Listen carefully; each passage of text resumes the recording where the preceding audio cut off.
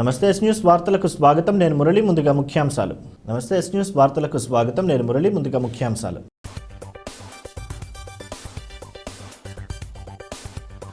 వచ్చే నెల 8-9 తేదీల్లో రాష్ట్ర స్థాయి వైసీపీ ప్లీనరీ సమావేశాలు. మేకతోటి సుచరిత వెల్లడి.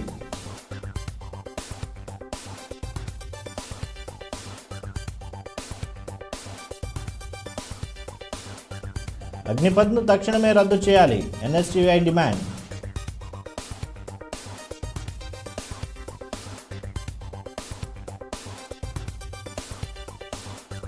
మున్సిపల్ కార్మికులకు ఇచ్చిన హామీలను అమలు చేయండి. ప్రభుత్వానికి కార్మిక జేఏసీ నేతల విన్నపం.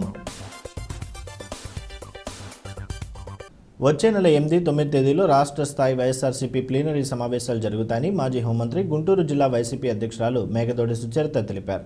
8వ తేదీన ప్లీనరీ కార్యక్రమం ప్రారంభమై 9వ తేదీన ముగింపు కార్యక్రమంలోనూ పార్టీ అధ్యక్షులు పాల్గొంటారని చెప్పారు.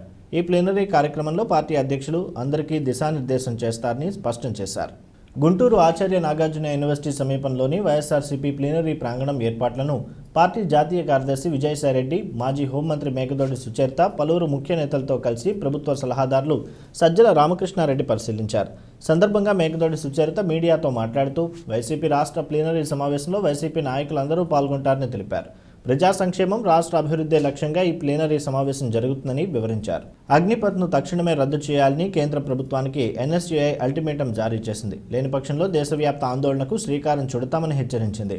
పాత విధానంలోనే ఆర్మీ రిక్రూట్మెంట్ ర్యాలీ నిర్వహించాలని డిమాండ్ చేసింది. భారతదేశ యువతకు ఉద్యోగ భద్రత కల్పించాలని విజ్ఞప్తి చేసింది. కేంద్ర ప్రభుత్వం నూతన సంస్కరణల పేరుతో రక్షణ రంగంలోకి తీసుకొచ్చిన అగ్నిపథ్ పథకాన్ని తక్షణమే రద్దు చేయాలని కోరుతూ ఎన్ఎస్టీఐ ఆధ్వర్యంలో కాంగ్రెస్ పార్టీ జిల్లా కార్యాలయం నుంచి హిమనీ సెంటర్లోని మహాత్మాగాంధీ విగ్రహం వరకు నిరసన ర్యాలీ కార్యక్రమం జరిగింది.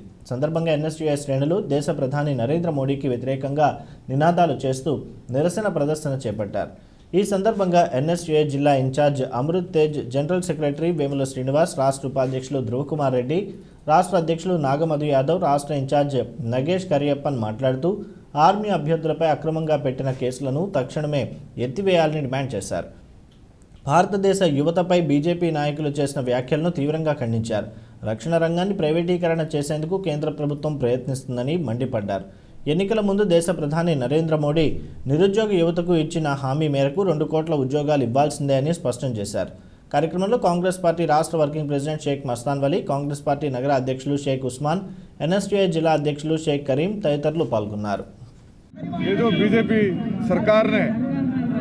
अग्निपथ स्कीम लेके आया, ये स्कीम इस देश के युवाओं को अग्नि कुंडली में जलाने के स्कीम लाया हुआ है। ये बीजेपी सरकार इस देश के युवाओं को 2 करोड़ साल में नौकरी देने का वादा करके इस बार सरकार में सत्ता में आए हुए थे, लेकिन आज इस देश में बढ़ते हुए बेरोजगारी को देख के जो हमारे गर्व है, हमारे इस देश के हर युवाओं की, हर नागरिक का जो गर्व है, हमारे सेना, चाहे वो आर्मी हो, एयरफोर्स हो या वो नेवी हो, इन तीनों को बर्दाश्त करने का काम नरेंद्र मोदी के नेतृत्व में बीजेपी सरकार कर रहा है। अभी ये जो 4 साल की जो टेम्पररी नौकरी इस देश के युवाओं को देने का बात कर रहा है, 4 साल के बाद इस देश का युवा क्या करेगा? जो बीजेपी का मंत्री कोई कहता है कि बीजेपी सरकार, बीजेपी की जो कार्यालय है उसमें सिक्योरिटी का काम दिलेंगे। గుంటూరు నగరానికి విచ్చేసినటువంటి రాష్ట్ర ఇన్ఛార్జ్ నగేష్ కరియప్ప గారికి, అదేవిధంగా రాష్ట్ర ఉపాధ్యక్షులైనటువంటి ధృవకుమార్ రెడ్డి గారికి, అదేవిధంగా గుంటూరు జిల్లా ఎన్ఎస్ఏ ఇన్ఛార్జ్ అమృత్ తేజ్ గారికి, అనేకమైనటువంటి రాష్ట్రం నుంచి వచ్చినటువంటి ఎన్ఎస్ఏ నాయకులకు గుంటూరు ఎన్ఎస్ఏ బృందం పక్షాన పేరున ధన్యవాదాలు తెలియజేసుకుంటూ, అదేవిధంగా నరేంద్ర మోడీ గారు ఈ యొక్క అగ్నిపథ్ స్కీమ్ని తీసుకొచ్చి అనేకమైనటువంటి భారతదేశంలో ఉన్నటువంటి యువతను ఏ విధంగా అయితే నాశనం చేస్తున్నారో ఈ భారతదేశంలో ఉన్నటువంటి ప్రజలందరూ గ్రహిస్తూ ఉన్నారు. అక్రమంగా భారతదేశంలో ఉన్నటువంటి సైనికులపై అగ్నిపథ్పై పెట్టినటువంటి కేసులను తక్షణమే ఎత్తివేయాలని చెప్పేసి ఎన్ఎస్ఏ పక్షాన డిమాండ్ చేస్తూ, నరేంద్ర మోడీ గారు మీ యొక్క ప్రధానమంత్రి శాశ్వతం కాదు, మళ్ళీ ఎలక్షన్స్ రాబోతూ ఉంటాయి, ఈ రాష్ట్రంలో, ఈ దేశంలో ఉన్నటువంటి ప్రజలు మీకు బుద్ధి చెప్తారని సందర్భంగా తెలియజేసుకుంటూ, ఈ దేశంలోని సంపదలన్నిటినీ అమ్మేటువంటి ప్రయత్నం చేసి ప్రయత్నంలో సక్సెస్ అయింది. రైల్వేలను అమ్మడం, ఎయిర్పోర్ట్లను అమ్మడం, సీపోర్ట్లను అమ్మడం, అన్నిటినీ కూడా కార్పొరేట్ యొక్క శక్తుల కాళ్ళ దగ్గర తాకట్టు పెట్టేటువంటి ప్రయత్నం జరుగుతూ ఉంది. ఇందులో భాగంగానే ఈ దేశంలోని అత్యున్నతమైనటువంటి విలువైన సంపద ఏదైతే ఉందో ఈ దేశ యువత యొక్క శక్తి సామర్థ్యాలను, యుక్త వయసులో ఉన్నటువంటి విద్యార్థుల యొక్క శక్తి సామర్థ్యాలను అదానీ అంబానీల యొక్క కాళ్ళ దగ్గర తాకట్టు వెళ్ళేటటువంటి ప్రయత్నం ఈ అగ్నిపథ్ రూపంలో తీసుకొని రావడం జరిగింది. ఈ యొక్క మోడీ గవర్నమెంట్ తీసుకొచ్చినటువంటి అగ్నిపథ్ నిర్ణయాన్ని వెనక్కి తీసుకునేంత వరకు మోడీని కానీ, మోడీ ప్రభుత్వంలోని మంత్రులను కానీ ఈ దేశంలోని రోడ్ల మీద తిరగనిచ్చేటువంటి ప్రసక్తే లేదని ఆంధ్రప్రదేశ్ ఎన్ఎస్సీఐగా, యావత్ భారతదేశ ఎన్ఎస్సీఐగా, కాంగ్రెస్ పార్టీగా, రాహుల్ గాంధీ గారి సైనికులుగా హెచ్చరిస్తున్నాం. ఏదైతే ఈ రాష్ట్రంలోని టీడీపీకైనా, వైసీపీకైనా, జనసేన పార్టీకైనా మేము ఈరోజు ఆంధ్రప్రదేశ్ ఎన్ఎస్సీ తరఫున ఒకటే ప్రశ్నిస్తున్నాం. మీరు అగ్నిపథ్కి వ్యతిరేకమా లేదా అనుకూలమా? ఈరోజు కాంగ్రెస్ పార్టీ విద్యార్థి విభాగం తరఫున మేము స్పష్టం చేస్తున్నాం, అగ్నిపథ్కి కాంగ్రెస్ పార్టీ వ్యతిరేకం. ఈ రాష్ట్రంలో కానీ దేశంలో కానీ రాహుల్ గాంధీ గారి నాయకత్వంలో అగ్నిపథ్ నిర్ణయాన్ని మేము తీవ్రంగా వ్యతిరేకిస్తున్నాం. అదేవిధంగా దేశంలోని యావత్ యువతకంతా కూడా ఉపాధి అవకాశాలు కల్పించాలనేసి ఈరోజు బీజేపీ ప్రభుత్వాన్ని అయితే అదేవిధంగా వైఎస్ జగన్మోహన్ రెడ్డి గారి ప్రభుత్వాన్ని అయితే మేము ఎన్ఎస్సీ పక్షాన డిమాండ్ చేస్తాం. రాష్ట్ర ముఖ్యమంత్రి వైఎస్ జగన్మోహన్ రెడ్డి మున్సిపల్ కార్మికులకు ఇచ్చిన హామీలన్నీ అమలు చేయాలని కార్మిక జేఏసీ నేతలు డిమాండ్ చేశారు. కార్మికులకు జీతాలు పెంచలేమని రాష్ట్ర మున్సిపల్ శాఖ మంత్రి ఆదిమూలపు సురేష్ చెప్పడం దుర్మార్గమని ఆక్షేపించారు. మున్సిపల్ కార్మికులకు 21,000 వేతనం అందించకపోతే సహించేది లేదని హెచ్చరించారు. ఈ డిమాండ్ల సాధనకే జూలై 10వ తేదీ అర్ధరాత్రి నుంచి 45,000 మంది కార్మికులు నిరవధిక సమ్మెలోకి వెళ్తారని ప్రకటించారు. స్థానిక కొత్తపేటలోని సిపిఐ జిల్లా కార్యాలయంలో ఏర్పాటు చేసిన మీడియా సమావేశంలో జేఏసీ నేతలు కోట మాల్యాద్రి, ముత్యాలరావు, ఈదులమూడి మధుబాబు, సోమి శంకర్రావు మాట్లాడుతూ రాష్ట్ర ప్రభుత్వం మున్సిపల్ కార్మికుల పట్ల చిన్నచూపు చూస్తుందని మండిపడ్డారు. మున్సిపల్ కార్మికులకు ఉద్యోగ భద్రత కల్పించాలని డిమాండ్ చేశారు. సమాన పనికి సమాన వేతనం అందించాలన్నారు. పాత విధానంలోనే పారిశుద్ధ్య కార్మికులకు మస్టర్ వేయాలని విజ్ఞప్తి చేశారు. మున్సిపల్ ఇంజనీరింగ్ కార్మికుల శ్రమను రాష్ట్ర ప్రభుత్వం దోచుకుంటుందని విమర్శించారు. ఈ కార్యక్రమంలో జేఏసీ నేతలు కోటి వీరాంజనేయులు, సుమన్, శ్రీనివాసరావు, సోమి ఉదయ్ తదితరులు పాల్గొన్నారు. మున్సిపల్ కార్మికుల్ని చిన్న చూపు చూస్తూ ఉంది. వాస్తవంగా మరి కరోనా కాలంలో మరి పూలు జల్లి మరి సోకిచ్చిన ఈ ప్రభుత్వం రకరకాల పేరుతోటి ఎంత చేసినా కూడా మరి మున్సిపల్ కార్మికులు తక్కువే అని చెప్పిన ముఖ్యమంత్రి గారు కాంట్రాక్ట్ కార్మికులు పర్మనెంట్ చేస్తామని చెప్పాడు. అది ఆ పక్కన పెట్టడం జరిగింది. సిపిఎస్ని రద్దు చేస్తామని చెప్పాడు. సిపిఎస్ సంబంధించి కూడా మరి మున్సిపల్ కార్మికులు మరి వాళ్ళందరూ కూడా రద్దు చేస్తామని సిపిఎస్ రద్దు చేసి పాత పెన్షన్ విధానాన్ని కొనసాగిస్తామని చెప్పారు. కొత్తగా మరి సచివాలయ వ్యవస్థ వచ్చిన తర్వాత సచివాలయాలకి వర్కర్ని బదలాయింపు చేస్తూ ఉన్నారు. తద్వారా మరి సచివాలయాలు ఎక్కడెక్కడ ఉన్నాయి కాబట్టి కార్మికులు మరి వెళ్ళటానికి కూడా ఇబ్బంది పడుతూ ఉన్నారు. ఉదయం 5ంటికే మొత్తం అవడం వల్ల కార్మికులు ఆ ప్రాంతం వెళ్ళడం వల్ల కుక్కలు ఇవన్నీ కూడా ప్రమాదంగా తయారైన పరిస్థితిలో మరి సచివాలయాలకి తరలింపు ఆపమని చెప్పాం. రేపు 13వ తారీఖు నుంచి ఏదైతే మరి గత నెల మే నెలలో 18,000 జీతం చేశారు, మళ్ళీ 18 నుంచి జూన్కి వచ్చేలోపు 15,000 రూపాయలు చేశారు.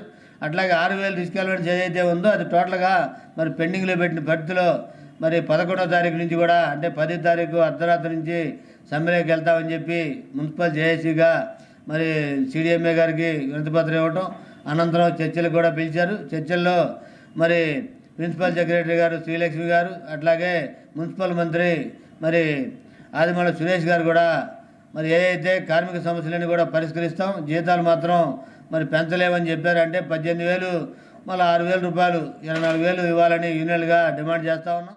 కార్మికులకి నెరవేర్చకుండా ఆయన పాదయాత్రలో అసెంబ్లీలో అవుట్సోర్సింగ్ కార్మికులందరినీ పర్మనెంట్ చేస్తానని చెప్పినని జగన్మోహన్ రెడ్డి గారు హామీ ఇచ్చి అప్పటి తెలుగుదేశం ప్రభుత్వం మీద అసెంబ్లీలో విరుచుకుపడి మీరు పర్మనెంట్ చేయకపోతే మా ప్రభుత్వం వచ్చిన తర్వాత పర్మనెంట్ చేస్తానని చెప్పి సమాన పనికి సమాన వేతనం ఇస్తానని చెప్పి ఓట్లు వేయించుకొని గద్దెనెక్కి ఈరోజు కార్మికులందరినీ నట్టేట ముంచడం జరిగింది. దీనికి ఉదాహరణ పారిశుద్ధ కార్మికులకి హెల్త్ అలవెన్స్ 6,000 రూపాయలు ఇచ్చి తర్వాత చీకటి జీవో నెంబర్ 7 అని పిఆర్సీ జీవో ఒకటి ఇచ్చి దాంట్లో 3,000 రూపాయలు మాత్రమే జీతం పెంచి ఆ 15,000 రూపాయలు ప్లస్ ఇంకో 3,000 రూపాయలతో కలిపి 18,000 రూపాయలే అని ఫిక్స్ చేసి 3,000 రూపాయలు కోత పెట్టడం పారిశుద్ధ్య కార్మికులకి ఒక తీరని అన్యాయం అయితే, రాష్ట్ర వ్యాప్తంగా ఉన్న అన్ని మున్సిపాలిటీల్లో అన్ని కార్పొరేషన్లో ఉన్న ఇంజనీరింగ్ టౌన్ ప్లానింగ్ విభాగాల్లో పనిచేస్తున్న కార్మికుల్ని గత ప్రభుత్వం గుర్తించి అన్ని యూనియన్ల కృషి మేరకు జీవో నెంబర్ 30 కేటగిరీల వైజ్గా ఇచ్చి దానికి తగ్గట్టు జీతాలు పెంచడం, కొంతమందికి అన్యాయం చేయడం గత ప్రభుత్వం చేస్తే, ప్రాణాలొడ్డి పనిచేసినటువంటి కోవిడ్ వీరులందరికీ కూడాను ఉద్యోగ భద్రత కల్పించాలనేటువంటిది మా మొట్టమొదటి డిమాండ్. సుప్రీంకోర్టు ఆదేశానుసారం ఏదైతే సమాన పనికి సమాన వేతనం ఇవ్వాలని చెప్పింది సుప్రీంకోర్టు ఇచ్చిందో దాన్ని త్రోసిరాజని చెప్పక తూచా తప్పకుండా పాటించాలని, సమాన పనికి సమాన వేతనం, కనీస వేతనం 24,000 రూపాయలు వేతనం ఇవ్వాలనేది మా రెండవ డిమాండ్. కోవిడ్లోనే ఒక 600 మంది దాకా కాంట్రాక్ట్ పద్ధతిన కొత్తగా నిర్మించినటువంటి కోవిడ్ వీరులు వారిని కూడా తొలగించడం అనేటువంటిది ఒక ఊహ జరుగుతూ ఉంది. వారిని తొలగించకుండా వారిని కూడా విధుల్లో కొనసాగించాలనేది మా డిమాండ్. మున్సిపల్ కాంట్రాక్ట్ అవుట్సోర్సింగ్ కార్మికులకి తీవ్రమైనటువంటి అన్యాయం చేశారు. మొదటిది, మున్సిపల్ కాంట్రాక్ట్ అవుట్సోర్సింగ్ కార్మికులు పర్మనెంట్ చేస్తామని చెప్పినటువంటి ముఖ్యమంత్రి గారు ఎన్నికల అనంతరం అవుట్సోర్సింగ్ కార్పొరేషన్లో చేర్చి గతంలో ఎన్నడూ లేని విధంగా 60 సంవత్సరాలు నిండిన పేరుతోటి వర్కర్లని ఇంటికి పంపిస్తూ ఉన్నారు. దీంతోపాటు పిఆర్సీ కమిటీ ఇచ్చినటువంటి నివేదిక ప్రకారం 20,000 కనీస వేతనం ఇవ్వాల్సింది. కానీ ఆ కమిటీని ఇచ్చిన నివేదికను పక్కన పెట్టి అవుట్సోర్సింగ్ కార్మికులకి 15,000 రూపాయల కనీస వేతనం ఇచ్చి ఈ విధంగానూ మోసం చేశారు.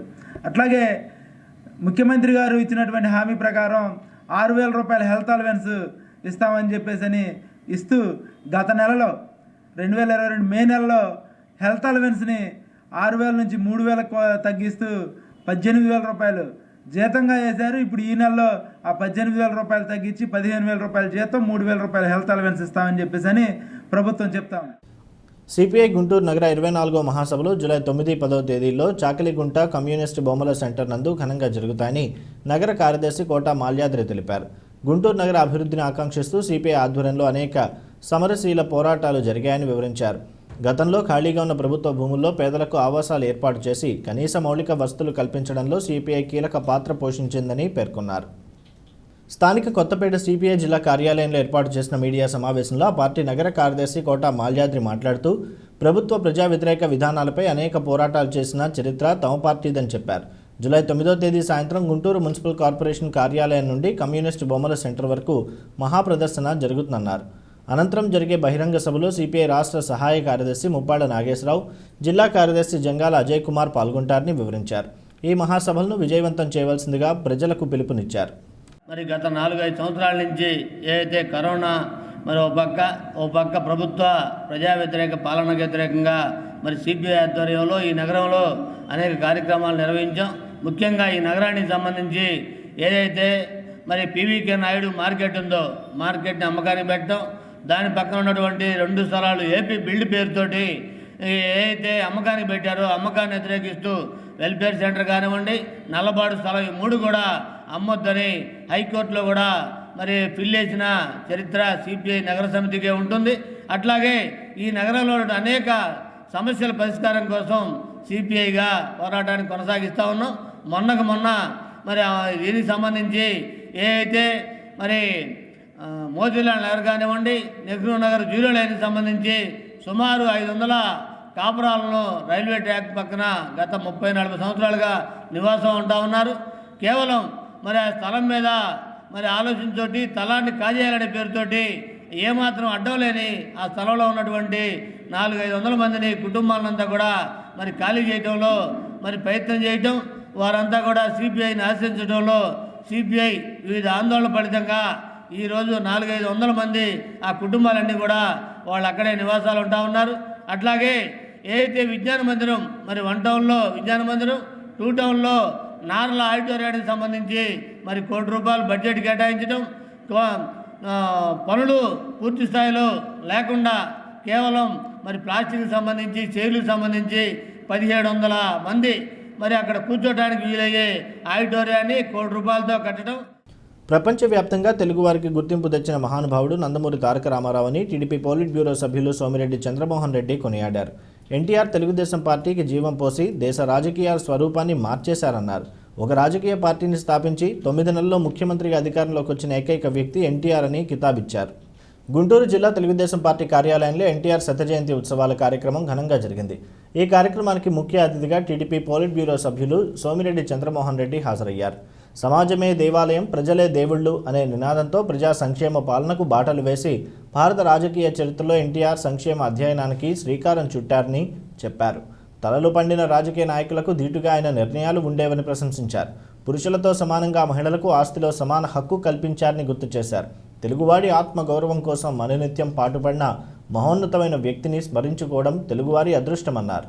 ఈ కార్యక్రమంలో మాజీ మంత్రులు నక్క ఆనందబాబు, ఆలపాటి రాజేంద్ర ప్రసాద్, మాకినేని పెదరత్తయ్య, డేగల ప్రభాకర్, పిల్లి మాణిక్యరావు, దామచర్ల శ్రీనివాసరావు, కాట్రగడ్డ రామకృష్ణ, మోహన్ కృష్ణ తదితరులు పాల్గొన్నారు.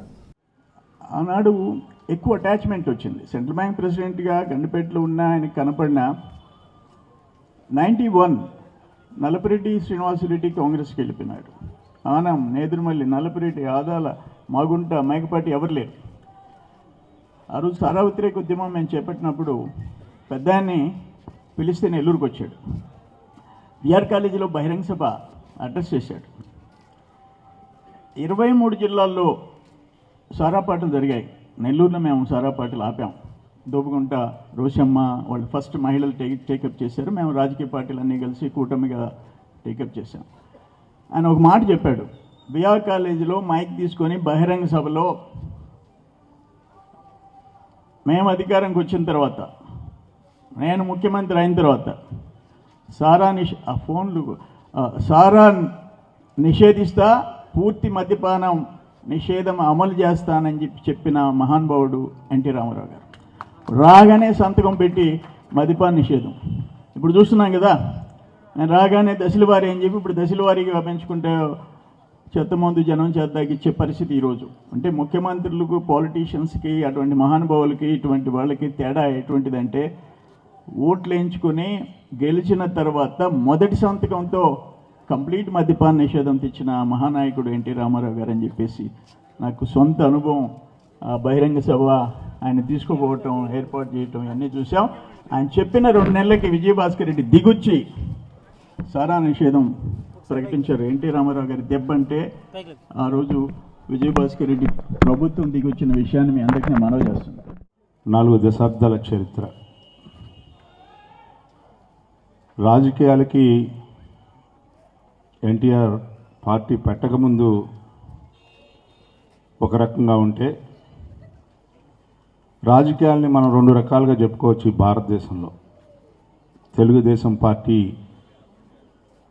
ముందు, తెలుగుదేశం పార్టీ తర్వాత అని చెప్పి కాలాన్ని ఏ రకంగా చెప్పుకుంటామో, క్రీస్తు పూర్వం, క్రీస్తు శకం అని, ఆ రకంగా భారతదేశ రాజకీయాల్లోనే ఒక ప్రాంతీయ పార్టీగా ఆవిర్భవించినటువంటి పార్టీ భారతదేశాల రాజకీయాలకు కూడా దిక్సూచిగా మార్చడానికి మార్గదర్శకుడైనటువంటి మహోన్నతుడు మన అన్న నందమూరి తారక రామారావు.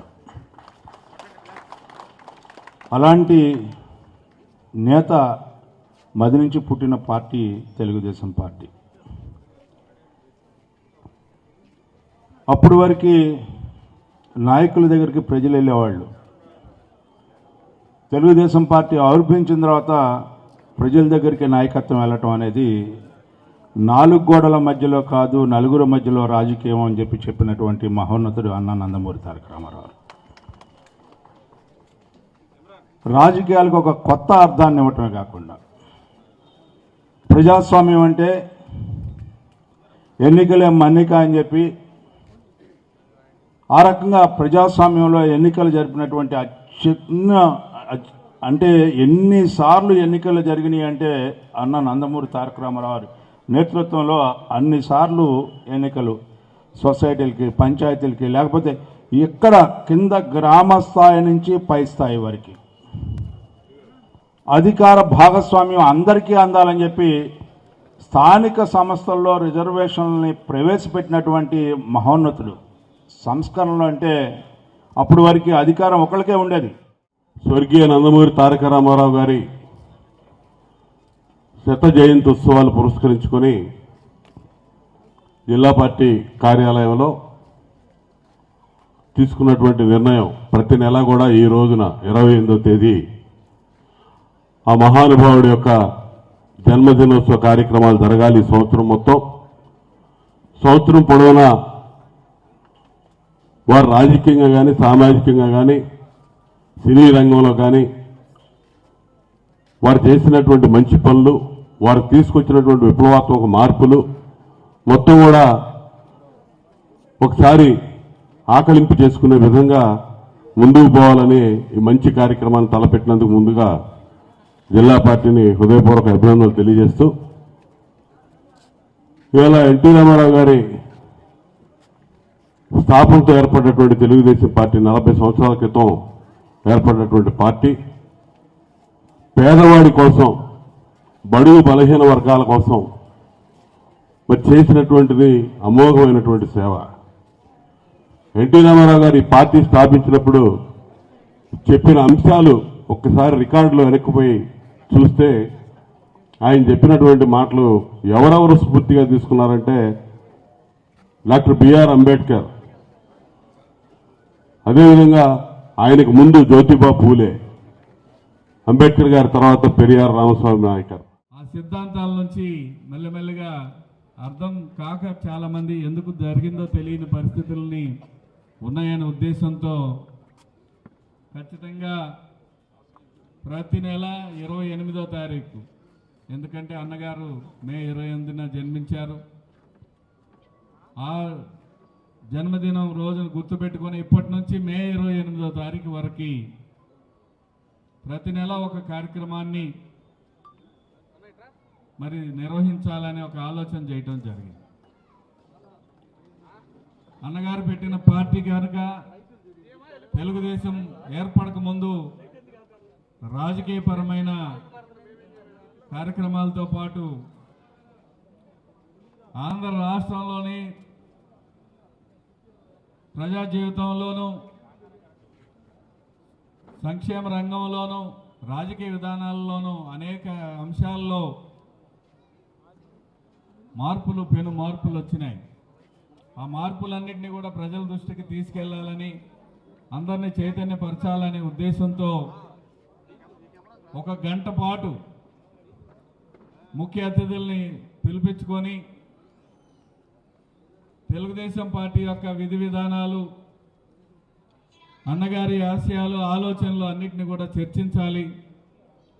చర్చించిన తర్వాత ఆయన కళాకారుడు గనక కళారూపాల్ని ఇక్కడ ప్రదర్శింపజేస్తూ అందరం కూడా మనమందరం ఆయన్ని స్మరించుకుంటూ తెలుగుదేశం ద్వారా జరిగిన సేవా కార్యక్రమాల్ని, రాజకీయ రంగంలో జరిగిన మార్పులు, సాంఘిక రంగంలో జరిగిన మార్పులు, జాతీయ రాజకీయాల్లో జరిగిన మార్పులు అన్నిటినీ కూడా చర్చించాలనేది ఈ ప్రోగ్రాం యొక్క ముఖ్యమైన ఉద్దేశం.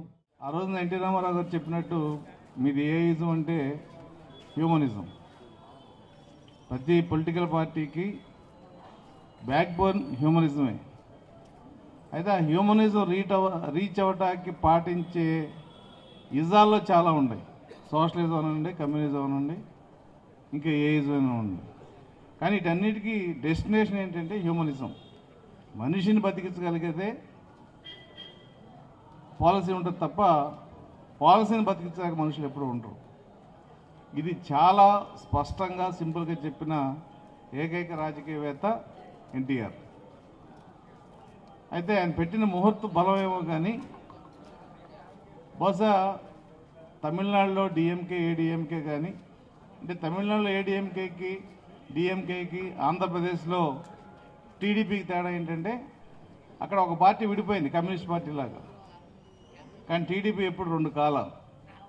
ఆయన స్థాపించిన టీడీపీయే ఇవాళ వరకు సాగుతుంది. మధ్యలో ఏమన్నా ప్రయత్నించినా కూడా అది కేవలం టెంపరీ, కొన్ని నెలలను ముగిసిపోయింది.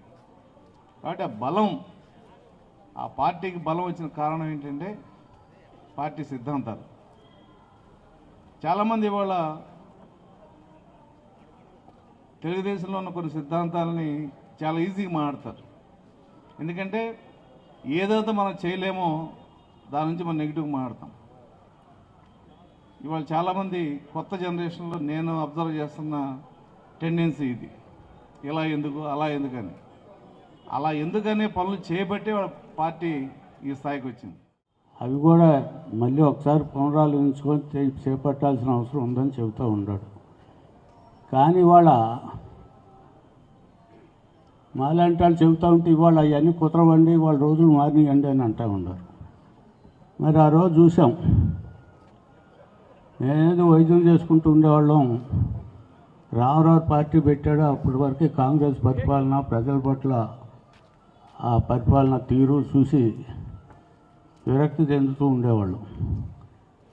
మరి ఈయన మార్పు తీసుకొస్తాడనే దృక్పథంతో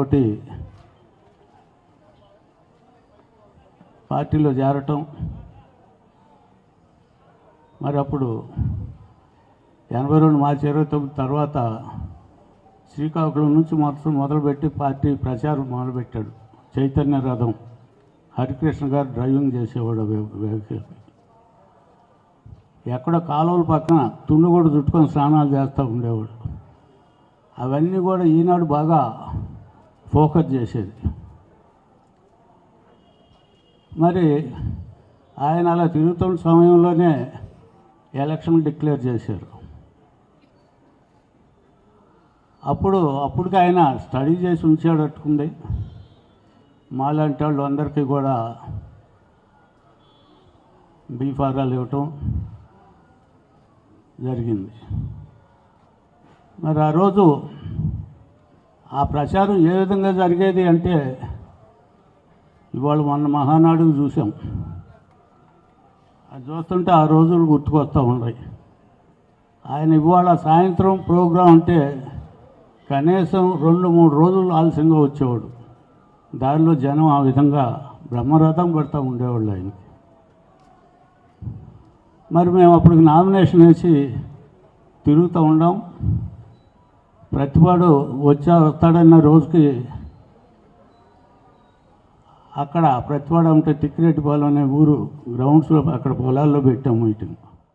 శ్రావణ కుమార్ గారు సంకల్పంతో 12 నెలలు ప్రతి 28వ తారీఖు జిల్లా పార్లమెంటరీ పార్టీ ఆఫీసులో ఈ కార్యక్రమం చేపట్టారు. దీని ముఖ్య ఉద్దేశం చెప్పారు ఆయన. అసలు తెలుగుదేశం పార్టీ ఎందుకు పెట్టారు, దాని ముఖ్య కారణాలేంటి, అన్న తారక రామారావు గారు ఏ విధంగా సమాజ సేవ చేద్దామని వచ్చాడు, సమాజమే దేవాలయం, ప్రజలే దేవుళ్ళు అనే నినాదంతో ఈ పార్టీ స్థాపించారు. దాని ముఖ్య ఉద్దేశాలు, ఏ విధంగా ఆయన అనేక సంక్షేమ కార్యక్రమాలు చేపట్టారు. తిరుమల తిరుపతిలో ఉచితాన్నదానం దగ్గర నుంచి, 2 రూపాయల కిలో బియ్యం దగ్గర నుంచి, పేదవాడికి ఏమైతే జనతా వస్త్రాల దగ్గర నుంచి, అట్లాగే మండల వ్యవస్థలు, అట్లాగే పటేల్ వాళ్ళ అధికారాలు తీసేసి తెలంగాణలో ఏ విధంగా రెవెన్యూ డివిజన్లు ఏర్పాటు చేశారో మనందరికీ తెలిసిన విషయమే. అట్లాగే ప్రభుత్వం అప్పటి వరకు మంత్రులు ఎమ్మెల్యేలు కనపడాలంటే చాలా సంవత్సరాలు వేచి చూసేవాళ్ళు ప్రజలు. ప్రజల వద్దకే పాలన. అన్న తారక రామారావు గారు ప్రజలకు ఏం కావాలో వాళ్ళ దగ్గరికి వెళ్ళి సహాయ సహకారాలు అందించారు. అట్లాంటివన్నీ ఇక్కడ వచ్చిన నాయకులు, పెద్ద నాయకులందరూ కూడా అనేక మంచి కార్యక్రమాలు, ఆయన చేసిన సంక్షేమాలు మనబోటి కొత్తగా వచ్చిన జనరేషన్ వాళ్ళకి వివరించి ఏ విధంగా ఈ పార్టీ సిద్ధాంతం ఏంటి, మనం రాబోయే కాలంలో ఏ విధంగా నడుచుకోవాలనే సూచనలు వాళ్ళు మనకు చేస్తారు. ఇదందరూ కూడా మనందరం ప్రత్యేకంగా ఇది విని ఆ యొక్క విషయాలు పాటించాలని చెప్పి నేను హృదయపూర్వకంగా మీ అందరం కోరుకుంటూ, ప్లాస్టిక్ రహిత నగరంగా గుంటూరును తీర్చిదిద్దే కార్యక్రమంలో నగరవాసులు, వ్యాపారులు భాగస్వామ్యం కావాలని 6వ డివిజన్ కార్పొరేటర్ పోతురాజు సమత పిలుపునిచ్చారు. ప్లాస్టిక్ వినియోగం వలన క్యాన్సర్తో పాటు పలు ప్రాణాంతకమైన వ్యాధులు వస్తాయని తెలిపారు. జూలై 1వ తేదీ నుంచి గుంటూరు నగరపాలక సంస్థ పరిధిలో ప్లాస్టిక్ వినియోగంపై నిషేధం ఉంటుందని ప్రకటించారు.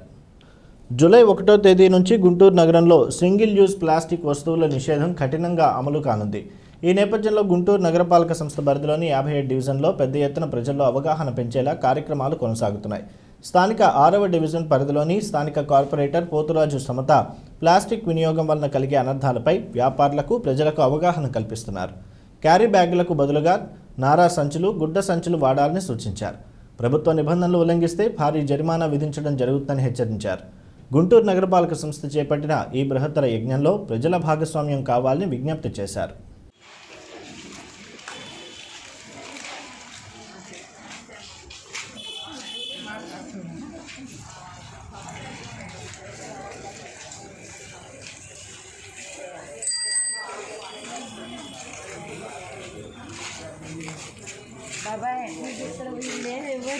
అవసరమా నీకు?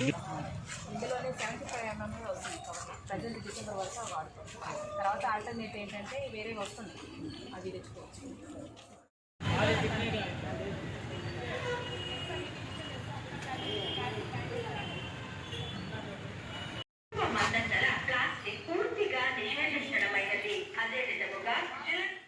వైసీపీ పాలనలో దళితులకు రక్షణ లేదని గుంటూరు పశ్చిమ నియోజకవర్గ టీడీపీ ఇన్ఛార్జ్ కోవెలమూడి రవీంద్ర ఆరోపించారు. ఎస్సీ/ఎస్టీ కార్పొరేషన్లో నిర్వీర్యం చేసిన ఘనత రాష్ట్ర ముఖ్యమంత్రి వైఎస్ జగన్మోహన్ రెడ్డికే దక్కుతుందని ఎద్దేవా చేశారు. రానున్న ఎన్నికల్లో టీడీపీ ఘన విజయం సాధించేలా నూతన ఎస్సీసెల్ కార్యవర్గం కృషి చేయాలని పిలుపునిచ్చారు. గుంటూరు పశ్చిమ నియోజకవర్గం ఎస్సీసెల్ కార్యవర్గ ప్రమాణ స్వీకారోత్సవ సభ బుధవారం టీడీపీ జిల్లా కార్యాలయంలో అట్టహాసంగా జరిగింది. ఈ కార్యక్రమానికి ముఖ్య అతిథిగా గుంటూరు పశ్చిమ నియోజకవర్గం టీడీపీ ఇన్ఛార్జ్ కోవెలమూడి రవీంద్ర పాల్గొన్నారు. సందర్భంగా ఆయన మాట్లాడుతూ వైసీపీ పాలనలో దళిత మహిళలపై అత్యాచారాలు, హత్యలు జరుగుతున్నాయని ఆందోళన వ్యక్తం చేశారు. దళితుల సంక్షేమానికి కేటాయించిన నిధులు దారి మళ్లిస్తున్నారని మండిపడ్డారు. టీడీపీ పాలనలో దళితుల సంక్షేమం బ్రహ్మాండంగా కొనసాగిందని వివరించారు. 2024 ఎన్నికల్లో టీడీపీ విజయడంకా మోగిస్తుందని ధీమా వ్యక్తం చేశారు. ప్రభుత్వ ప్రజా వ్యతిరేక విధానాలపై పోరాటానికి సిద్ధంగా ఉండాలని పిలుపునిచ్చారు. కార్యక్రమంలో మానుకొండ శివప్రసాద్, మద్దిరాల మ్యాని, దారు నాయక్, జ్యోతి, బాబు తదితరులు పాల్గొన్నారు.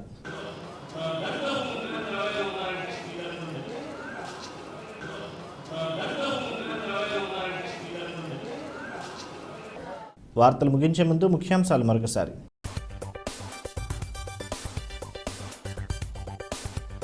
వచ్చే నెల 8-9 తేదీల్లో రాష్ట్ర స్థాయి వైసీపీ ప్లీనరీ సమావేశాలు, మేకతోటి సుచరిత వెల్లడి.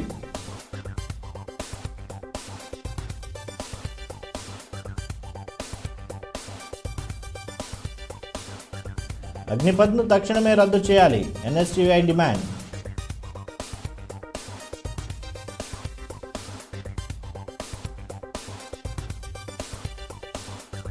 మున్సిపల్ కార్మికులకు ఇచ్చిన హామీలను అమలు చేయండి, ప్రభుత్వానికి కార్మిక జేఏసీ నేతల విన్నపం. ఇవి నాటి ఎస్ న్యూస్ వార్తలు. తిరిగి ప్రసారమయ్యే ఎస్ న్యూస్లో మళ్ళీ కలుద్దాం. అంతవరకు సెలవు, నమస్కారం.